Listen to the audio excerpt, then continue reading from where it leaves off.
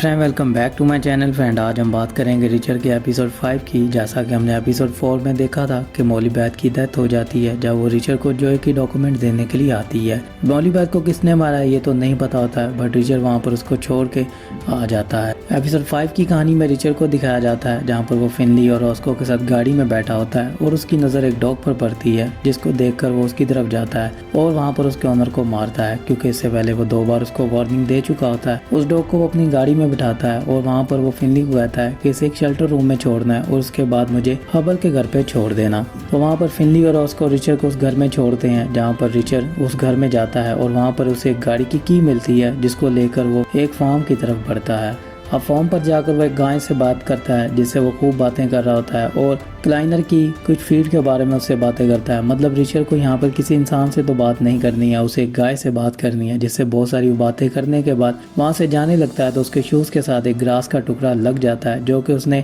Hubble के shoes पर देखा था। अब यहाँ पर रिचर कुछ सोचने लग पड़ता है और उसके बाद वो फिर से गाड़ी में बैठ जाता है और रॉस्को की तरफ जाता है। यहाँ पर रॉस्को के पास जाने पर उसे पता चलता है रॉस्को अपनी गाड़ी को धो रही है।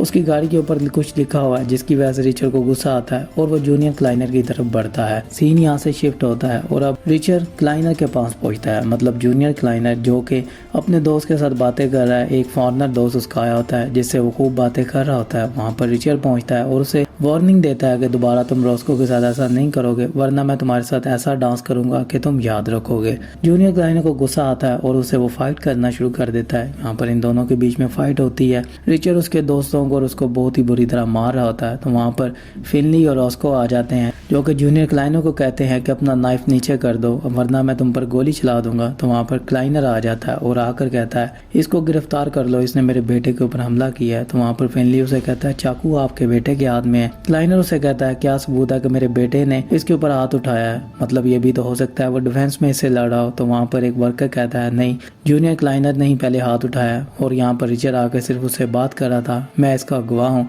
क्लाइनर चुप कर जाता है और रिचर को वो बाइट लेकर चले जाते हैं। यहाँ पर रॉस्को को कॉल आती है टेल चीफ की, जो कि बहुत ही ज्यादा गुस्से में होता है क्योंकि उसने टेल चीफ को रिपोर्ट सेंड नहीं की होती है, जिसके बारे में उसने पूछा और उसने कुछ 4 आदमियों के नाम दिए होते हैं जिसने उससे इन्वेस्टिगेशन नहीं की होती है, जिसकी वजह से वो उसे फायर कर देता है। अब यहाँ पर रॉस्को को बहुत ही ज़्यादा गुस्सा आ रहा होता है और वो टेल चीफ को गालियाँ देना शुरू कर देती है, जिस पर फिनली उसे कहता है ठीक है मैं उसे समझाऊंगा, तुम बेफिक्र हो जाओ। यहाँ पर फिनली भी उसे समझा रहा होता है। अब इतनी देर में यहाँ पर रिचर आता है और आकर रॉस्को को कहता है मुझे वो बॉक्स देखना है जो कि तुम्हें ग्रे ने दिया था, जिससे तुमने मुझे गन दी थी।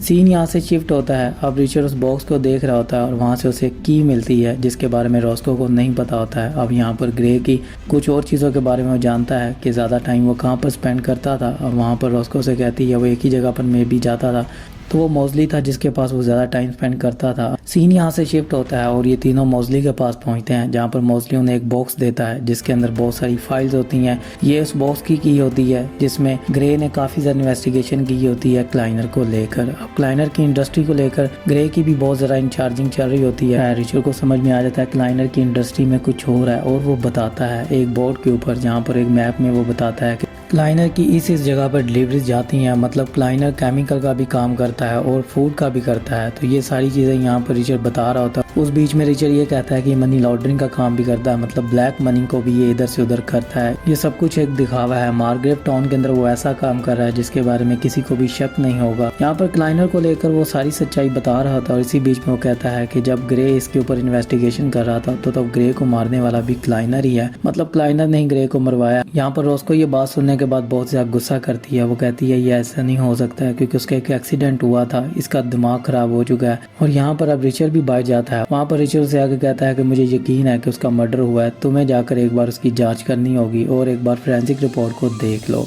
तो यहाँ पर रॉस्को को बहुत ज़्यादा गुस्सा आ रहा होता है और वो वहाँ से चली जाती है। सीन यहाँ से शिफ्ट होता है। अब रिचर निगली के पास पहुँचता है क्योंकि निगली को वो कहता है कि तुम्हें संभल कर आना होगा, क्योंकि यहाँ पर पहले ही बहुत सारे मर्डर हो चुके हैं, जो भी इस केस में आ रहा है वो सब लोग मर रहे हैं। तो यहाँ पर रिचर निगली को एक रेस्टोरेंट में मिलता है, जहाँ से निगली उसे एक पार्क में लेकर जाती है और वहाँ पर वो EPA के बारे में बताती है।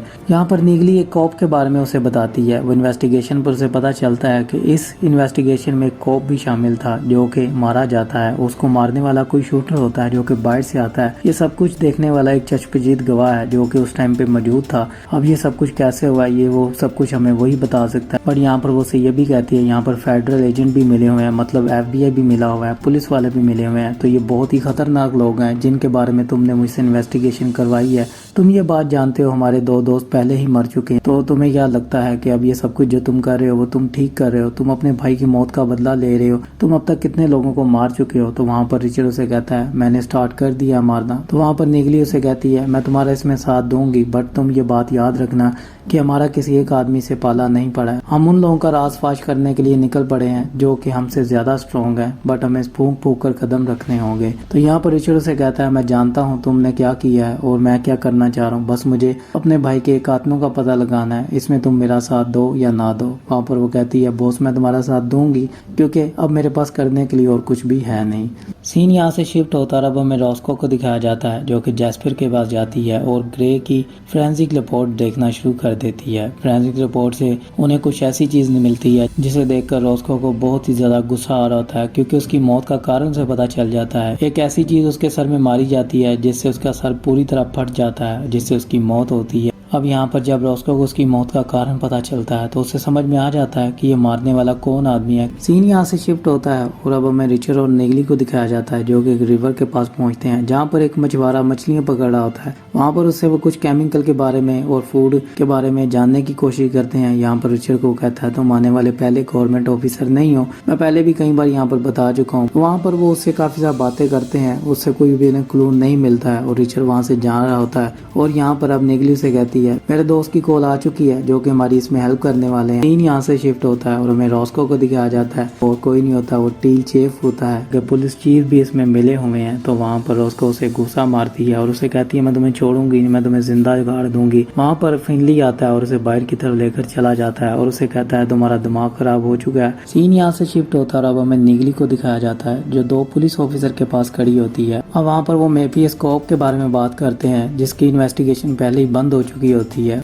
और यहाँ पर ये लड़का जिसका नाम डिब्यूक्स है जो कि अपने दोस्त को कहता है कि तुम पागल हो चुके हो, ये केस पहले ही क्लोज हो चुका है, तुम जानते हो हमारी फैमिलीज हैं, अगर हम इस केस को रीओपन करेंगे, इसकी इन्वेस्टिगेशन करेंगे तो हम लोग मारे जाएंगे, तुम ये बात जानते हो। तुम्हें ये बात नहीं पता और ना ही मुझे पता है इसमें कौन कौन शामिल है, बट इस केस में जो भी जाता है वो सब मारे जाते हैं। तो यहाँ पर हमें इस केस के बारे में बात नहीं करनी चाहिए। और यहाँ पर रिचर्ड से कहता है मेरा भाई मर चुका है और उसके बारे में मुझे जानना होगा कि आखिरकार वो शूटर कौन है जिसने ये सब कुछ किया है। वहाँ पर रिचर्ड उनकी गाड़ी में बैठ जाता है। सीन यहाँ से शिफ्ट होता है और अब हमें रॉस्को और फिनली को दिखाया जाता है जहाँ पर फिनली उसे टाउन से दूर एक मोटल के अंदर लेकर आता है। सीन यहाँ से शिफ्ट होता है और फिर से हमें रिचर्ड को दिखाया जाता है जो कि क्लब में पहुँचता है, एक एडवांस बार क्लब में पहुंचता है जहां पर बहुत सारे हमें अडल्ट सीन देखने को मिलते हैं। वहां पर वो उस आदमी से मिलते हैं जिसने उस मैफियस को कत्ल होते देखा था, मतलब जिस शूटर ने मारा था उसके बारे में वो जानता है और फिर से उसे वो री इन्वेस्टिगेशन कर रहे होते हैं। वहां पर वो बेवड़ा कहता है कि मुझे नहीं पता है कि तुम लोग बार बार क्यों आते हो, मैं पहले भी बयान दे चुका हूँ, बट अब तुम फिर से पूछने आए हो तो मैं तुम्हें फिर से वही बात बताऊंगा।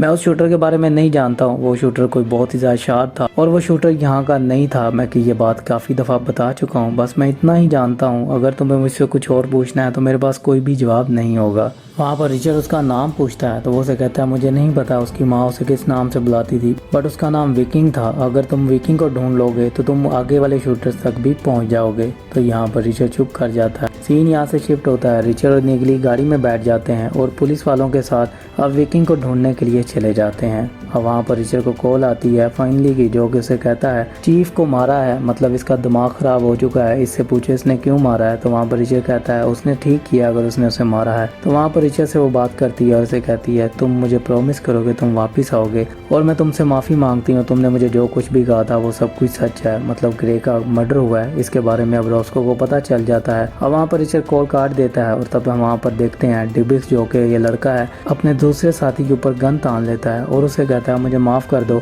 अगर मैंने ये सब कुछ ना किया तो मेरी फैमिली को मार डालेंगे। मुझे कॉल आई है कि मेरी फैमिली को मार दिया जाएगा अगर मैंने तुम लोगों को ना मारा। तो यहाँ पर डिब्बूक्स अपने दोस्त को मार देता है और वो रिचर्ड वगैरह को मारने की कोशिश करता है, जहाँ पर रिचर्ड और नेगली अपनी जान बचाने के लिए उसकी सीट को आगे की तरफ धकेल देते हैं और गाड़ी को एक रिवर के अंदर फेंक दे, जिस पर अब रिचर्ड उससे सवाल करता है और उसे कहता है हम तुम्हारी जान तभी बचाएंगे अगर तुम हमें उनका नाम बताओ जिन्होंने तुम्हें कॉल की थी। तो वहाँ पर वो कहता है कि मुझे नहीं पता उनका नाम क्या है, बस मुझे कॉल आई थी और मुझे ये कहा गया था कि इनको मार डालो अगर तुम्हें अपनी फैमिली की जान बचानी है। रिचर्ड उस गाड़ी से बाहर आ जाता है और नेगली भी बाहर आ जाती है और वहाँ पर वो कॉप भी मर जाता है।